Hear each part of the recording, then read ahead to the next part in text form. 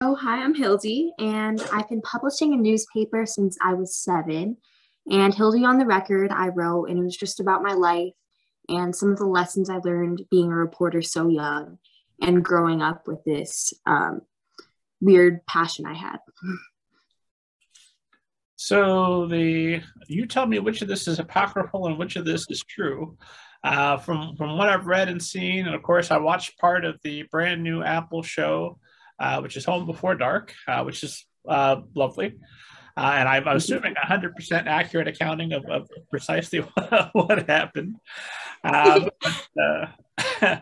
you started a newspaper at age 7, and that's with the help of your father, who had also been a journalist. Is that right? Yeah, well, when I first started it, I didn't have any help from my dad. I started it, and actually, I have a cue card. I started it and I wrote it out in crayon and like things this big. But I got help with my dad for the layout and all that. When I first started it, it was just very unprofessional, very messy, until I got help with the layout and the printing. And you were at one point going around door to door to distribute the paper, right? Oh my gosh, yeah. When I first got help from my dad, I got a bunch of these copies printed out, and so I went to every door on my street to knock because I had no subscribers then, to knock on every door and just like hand people a free copy. I had lots of doors slam in my face. Sorry, I had lots of doors slam in my face. A lot of people were very confused. I had this one lady yell at me and saying she was already subscribed to the other local paper, but things only went up from there. Well, at that point, was the other local paper, were they out of business or going out of business? Oh no, they were still up and running. It was just my newspaper focused in, I mean, maybe not when I first started, but it focused in on my town, and their newspaper was like 3 or 4 towns, so it didn't get as much of a focus like into the town that I did. Also, I think they were a little bit affiliated with the town a lot more than I was. I got you.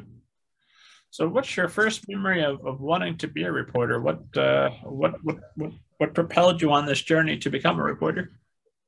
So my dad was a journalist, like you mentioned. He reported in New York City, and he would take me along with him on a lot of the stories. But he quit his job when we moved to Pennsylvania, and I realized that I actually really missed reporting and going with him on these stories. So I figured there was nothing stopping me from starting my own newspaper, because obviously no big newspaper would hire me. So I could just start my own. So I would still be able to do what I loved. He was taking you to crime scenes at what, like age 4, because you didn't have a babysitter? Yeah. Unintentionally. It would usually, because he was gone a lot and he wouldn't really be able to see me unless he took me on some of these stories. So it would be a situation where he would take me and he would be thinking he was going to report a super just like chill story, like a parade or something. But, the news turns so fast. And a lot of times he wouldn't have time to take me home beforehand. So I'd end up like on a crime scene, but it didn't happen too much. Well, some people might say, oh, that's no place for a child. And yet here you are. Now you've written a memoir holding on the record. So it obviously worked out. Yeah, I guess so. And then, of course, things really get going. What, 2 years in is when you're when you tell the story. What happens 2 years in? So I was covering a story of a chocolate stroll in my town, which was basically this thing in my town where every business gives out free chocolates. It's not really a great story, but me and my friend really like chocolates. So we were going to go and we were reporting on that story. She was helping me with photographs, but I got I think it was a call from one of my sources, and they had told me that there's a homicide a few blocks down from my house. So I didn't know because the source wasn't completely like trustworthy. Like I hadn't gotten a lot of, but I knew it was worth checking out. So I went bike down there, and it was accurate. There had been a homicide. There was a man who hit his wife over the head with a hammer, but he had a stroke a few days earlier, I believe. So, and it alters your behavior. But I was the first on the crime scene, and I was the first to get out the story because the local newspaper with all the adults weren't there. And you already had your network set up through Facebook and YouTube, and where else? Oh yeah, I think I had Facebook, YouTube, Twitter, and then I had my website. I didn't really handle a lot of the social media stuff. My older sister Izzy did a lot of that because I'm like really bad at social media. Has that changed, or are you still mostly hands off with social media? I have my Instagram where I control completely, but the other stuff, it's very confusing to me. I don't get a lot of social media. You're better off. Yeah, I think so. I think so too. I think I'm not missing much. So, and prior to this, because that's April of what 2016 that happens. I might, and then in March 2016, yeah. that you get a GoFundMe going. So you've already bought up good favor in the town because you had there's a you had a GoFundMe to help hire a police officer to respond to some of the local vandalism. Do I have that right? Oh yeah, you're right. That was a while ago. I forgot about that. Yeah, because the vandalism like problem in my town was getting increasingly bad, and it wasn't that important to the bigger newspaper because they were, covering so many towns.